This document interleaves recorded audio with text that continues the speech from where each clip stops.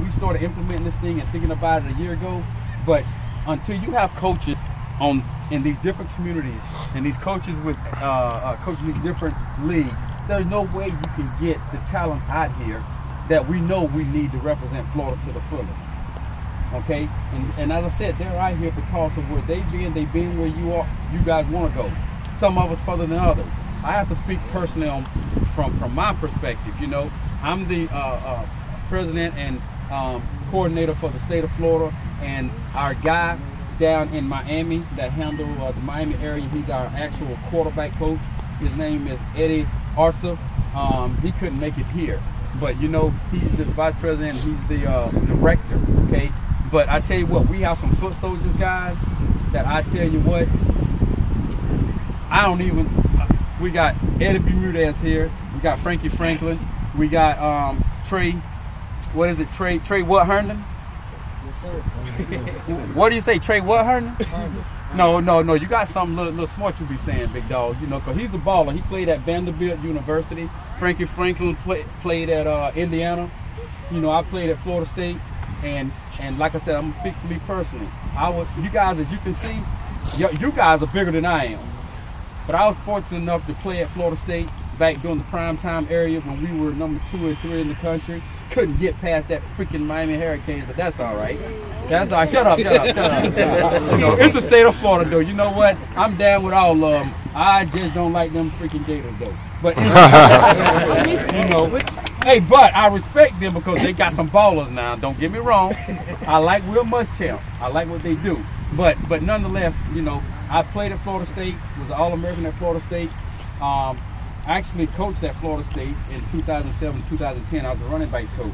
And back in 1990, I was fortunate enough to go to the Senior Bowl. I won Most Outstanding Player on the North squad in Mobile, Alabama at the Senior Bowl. I ran a 4.34 40 in the combine. Vertical jump 38. Couldn't bench though. Couldn't bench. I benched 225 3 times. Got a lot of doubt. I think they gave me 3 because I was struggling on that third one.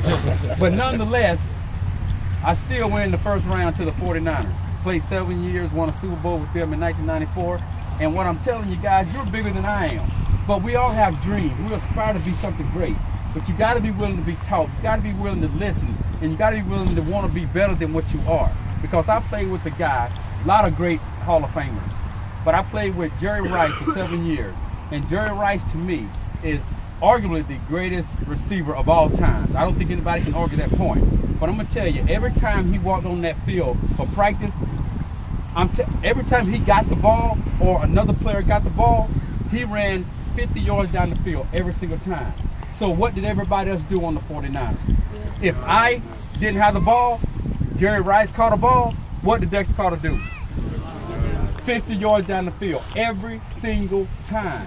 We condition ourselves in practice. We never conditioned after practice in 7 years out with the 49ers. We never wore pads one practice during the season when I was with the 49ers, and we still won championship.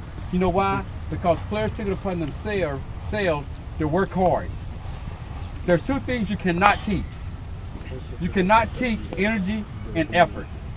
Whether it's in the classroom, whether it's what your parents are telling you to do, or whether it's on the football or athletic field. You determine the effort you give. You determine how much energy you're going to bring to the table. I'd rather have a player that's not as athletic, that's going to give me everything he's got every single play, than a player that has the talent that's not going to give me everything he's got. Because at some point when we get to the championship game, they're going to hurt us.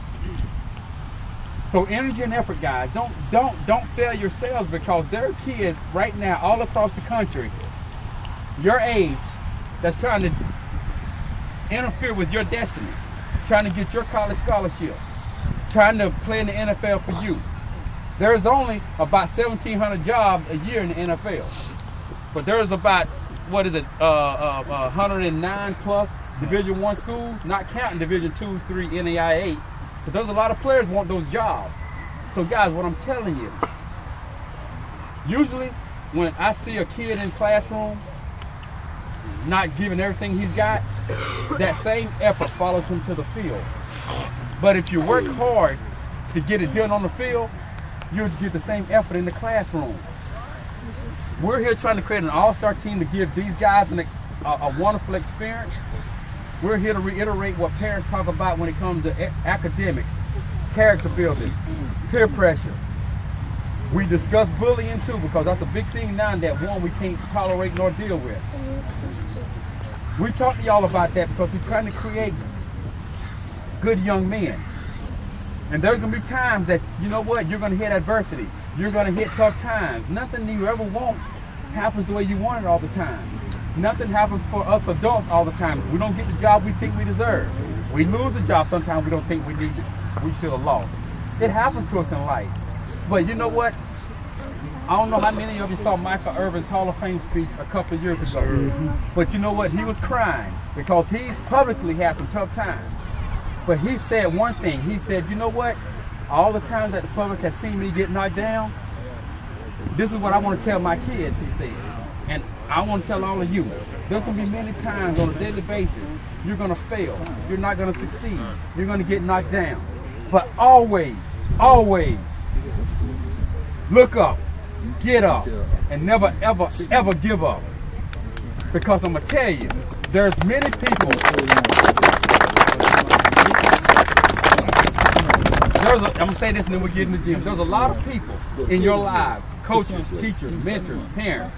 When you fail, you get knocked down, they're walking by you. They're reaching their hand out to help you up. You know what? A lot of you that's on the ground don't reach up to get that hand to be pulled up. But they'll keep moving. Okay, they're going to go to somebody who wants help. So when you fall and you fail and you don't succeed, or you don't make a higher grade on the test as you want, or you fail a test, come on. Don't worry about it. That's when you got to pick it up and move forward. That's when you got to study a little bit harder. Know what your weaknesses are so you can make it your strength. Reach your hand out and let somebody help you up, man, because I'm telling you, that's what we're here for. That's what we're here for. But I know you guys have it in you because I saw it today. I saw it tonight. So coaches, I appreciate it, man. I know we're going inside, but I'm telling you, none of this can be done without all of you guys. And you know what? When you got a coach and a teacher that's helping you and supporting you, and a parent that loves you and supporting you, man, tell them you love them. Tell them thank you. Okay? All right, so let's get up. Let's get Team Florida right here one time before we leave, and let's get inside. Okay? It's going to be Team Florida on 3. Okay? So somebody get it. Team Florida on 3. Team Florida on 3. Good job.